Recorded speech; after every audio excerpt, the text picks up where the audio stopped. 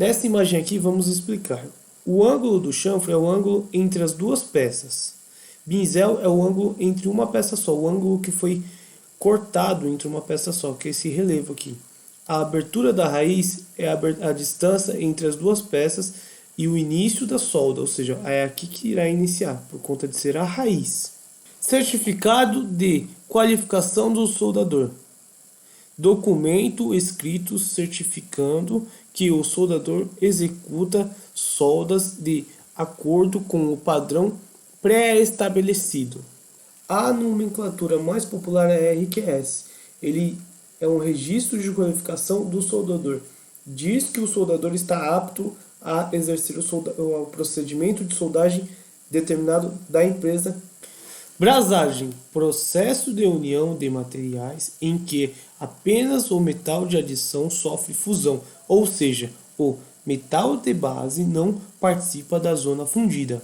Após fundir-se, o metal de adição se distribui por capilaridade na fresta formada pela superfície da junta.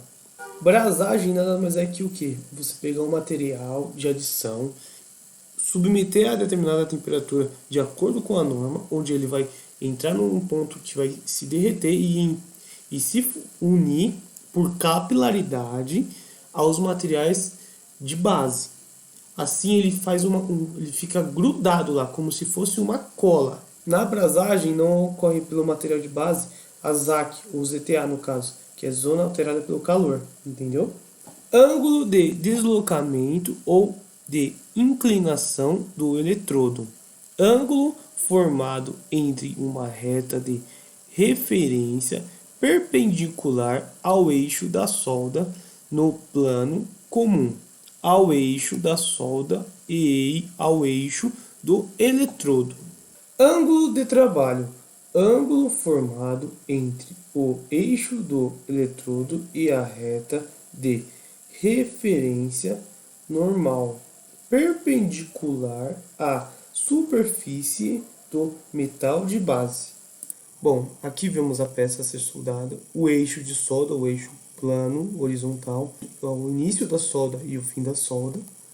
Aqui vemos o ângulo de deslocamento, o ângulo que o material, que seja o consumível, tem que ficar para poder fazer a deposição correta do material.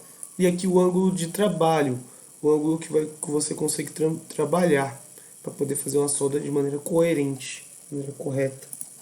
Aqui é um segundo exemplo em junta em T, onde o eixo de solda está do ponto A para o ponto B, o ângulo de deslocamento vindo do ponto A para o ponto B, e o ângulo de trabalho referente à soldagem é o ângulo que o eletrodo fica posicionado, girando as escamas de solda. Aqui vemos um terceiro exemplo, um tubo, onde a linha central do tubo, o ângulo de 90 graus está localizado aqui. A solda será feita desse ponto A, dando um círculo no tubo e terminando no mesmo ponto. A linha tangencial, que é a linha que tangencia o tubo.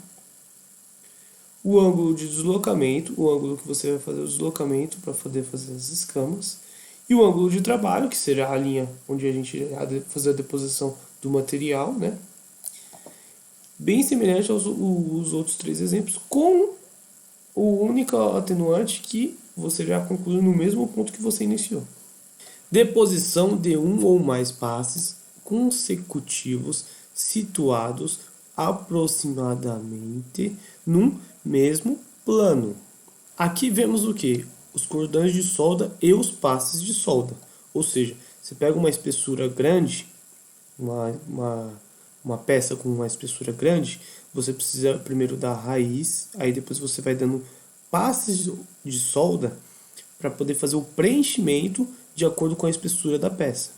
Na figura 3, vemos a deposição de um ou mais passes consecutivos situados aproximadamente num mesmo plano. Ou seja, na figura A, vemos vários passes de solda para poder fazer o preenchimento da peça. Já na figura B, vemos passes contínuos, passes bem feitos, não bem feitos, passes com bastante preenchimento para poder fazer de maneira eficaz a solda. Os dois tipos de passes estão certos, porém no passe A, sempre quando você vai fazer passes mais rápidos, a diminuição da zona afetada pelo calor na peça, e quando você faz muitos passes, você faz um retrabalho térmico, ou seja, você faz um mini trabalho térmico. Já na figura B, temos um aquecimento muito da peça. A peça fica muito aquecida, ou seja, a granulometria vai mudar da peça em relação à estrutura dela, e ela vai aquecer muito, vai ser mais difícil trabalhar com ela. Chanfro: abertura ou sulco na superfície de uma peça ou entre dois componentes que determina o espaço para conter a solda. Os principais tipos de chanfro: chanfro em J, chanfro duplo J, chanfro em U, chanfro em duplo U, chanfro em V, chanfro em X, chanfro em meio V, chanfro em K, chanfro reto ou sem chanfro. Aqui vemos os exemplos dos tipos de chanfro citados anteriormente, como por exemplo o chanfro em J, chanfro em duplo J, chanfro em V, chanfro em X, chanfro em U, chanfro em duplo U, chanfro em V, chanfro em K e chanfro reto, ou no caso sem chanfro, né? Dimensão da solda. Para a solda em chanfro é a penetração da junta, profundidade do bisel mais a penetração da raiz quando esta é especificada. A dimensão de uma solda em chanfro é a garganta efetiva desse tipo de solda, são a mesma coisa. Para as soldas em ângulo de pernas iguais é o comprimento dos catetos do maior triângulo, retângulo isósceles que pode ser inscrito na secção transversal da solda. Para soldas em ângulo de pernas desiguais é o comprimento dos catetos do maior triângulo retângulo que pode ser inscrito na secção transversal da solda. No caso, vemos aqui o exemplo em relação da soldagem, a espessura do chanfro, que é o T, o B, que é o ângulo do bisel, o A, o ângulo do chanfro, o R, no caso, o raio do chanfro, o F, o nariz da solda, ou seja, a parte que sobrou sem estar biselada, sem ter o bisel, né? E o S é a profundidade da garganta, ou seja, o quanto a garganta vai precisar se diluir entre a peça e o material de adição. No caso aqui, temos dois exemplos, onde um bisel é simétrico ao outro em espelhado e o outro bisel é diferente do outro em seu tamanho de ângulo, no caso, né? Nesse caso, o bisel, como eles são idênticos, qualquer um daria como garganta de solda. Já no segundo exemplo, o bisel com maior tamanho de ângulo seria o que tem maior garganta de solda. Eficiência da junta. Relação entre a resistência de uma junta soldada e a resistência do metal de base. Escama de solda. Aspecto da face da solda semelhante a escamas de peixe em deposição sem oscilação transversal. É semelhante a uma fileira de letras V ou C em deposição com oscilação transversal. Assemelha-se a escamas entrelaçadas. Para efetuar a soldagem, uma das técnicas é fazer a técnica em V, fazer as escamas de peixe para a solda ficar mais aparente, mais bonita e mais eficaz, ter melhor diluição na poça de fusão. Face de fusão, superfície do metal de base que será fundida na soldagem. Face do chanfro, superfície de um componente preparada para conter a solda. Fluxo, material usado para prevenir, dissolver ou facilitar a remoção de óxidos e outras substâncias superficiais indesejadas. Gabarito da solda, dispositivo para verificar a forma e a dimensão da solda. Aqui vemos na figura 5 o deslocamento do eletrodo fazendo o escama de peixe em V. Ó. Vai fazendo assim, seguindo uma reta. Já aqui na figura 6, dizemos qual que é a face de raiz, que são essas duas aqui, ó. Na parte aqui, no nosso exemplo aqui, está no ângulo, como a peça está no ângulo de 90 graus, na forma horizontal aqui. E a face de chanfro, que é a parte onde fica o binzel. Margem da solda, junção entre a face da solda e o metal de base. Martelamento, trabalho mecânico aplicado à zona fundida da solda por meio de impacto destinado a controlar deformação da junta soldada.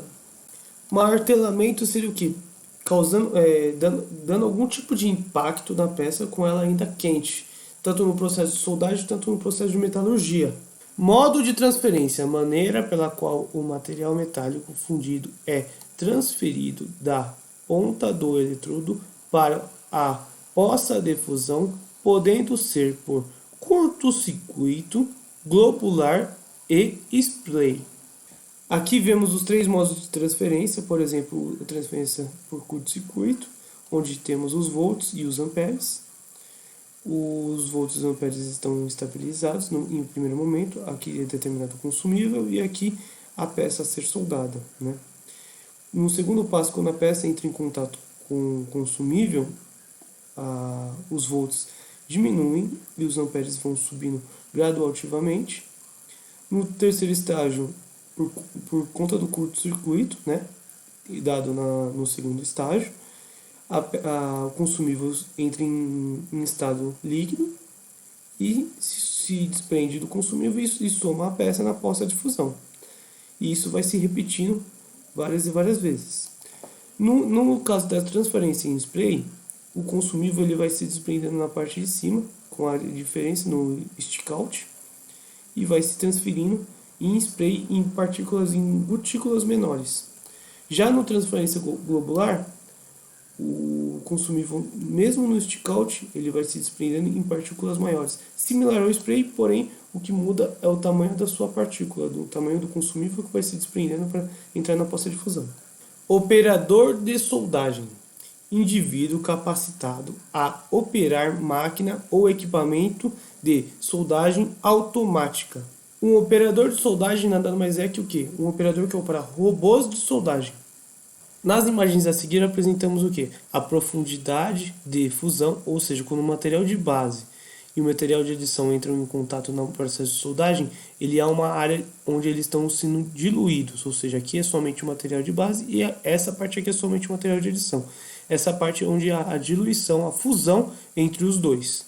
Aqui é a zona afetada pelo calor, a ZAC, todo o processo de soldagem, a aplicação de calor, seja por atrito ou não. Então, essa parte aqui é o material de base, ele é afetado, uma zona afetada. Muda a sua granulometria dependendo do tipo de material, você tem que fazer um tratamento térmico pós e pré tratamento térmico.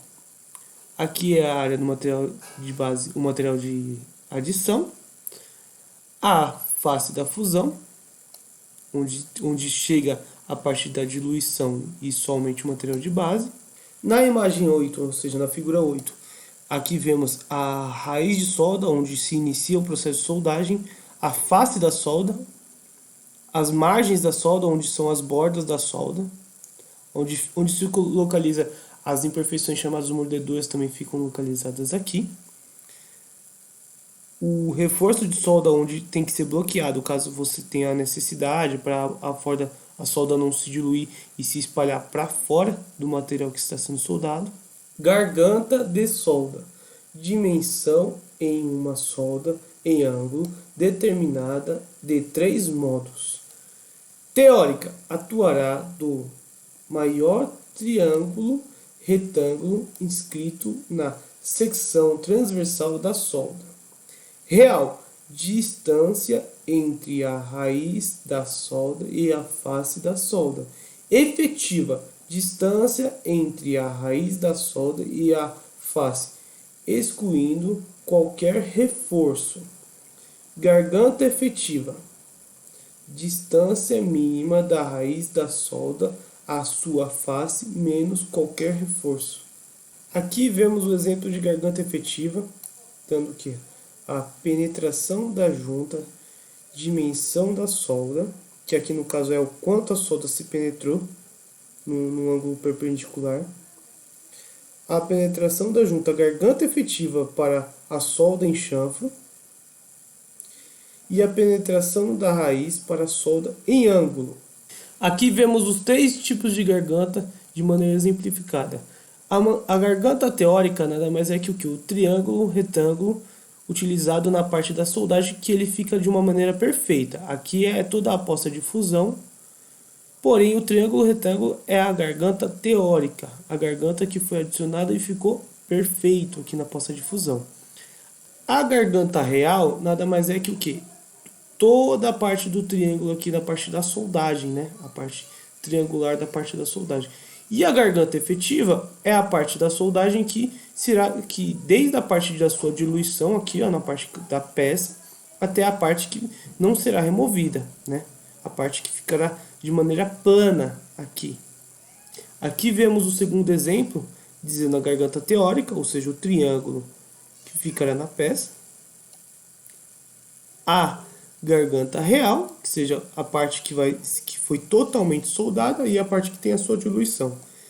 E a garganta efetiva, que é a parte que realmente aqui, ó, vemos uma parte plana e a parte que entrou em diluição com o material de base. Aqui também temos as pernas do cordão, ou seja, as partes laterais, que são essas partes aqui, ó, as partes laterais internas da peça. Todos os direitos são reservados para o livro Inspetor de Soldagem de 2012, feito pelo Senai da Bahia, Senai de Minas Gerais e Senai do Rio de Janeiro.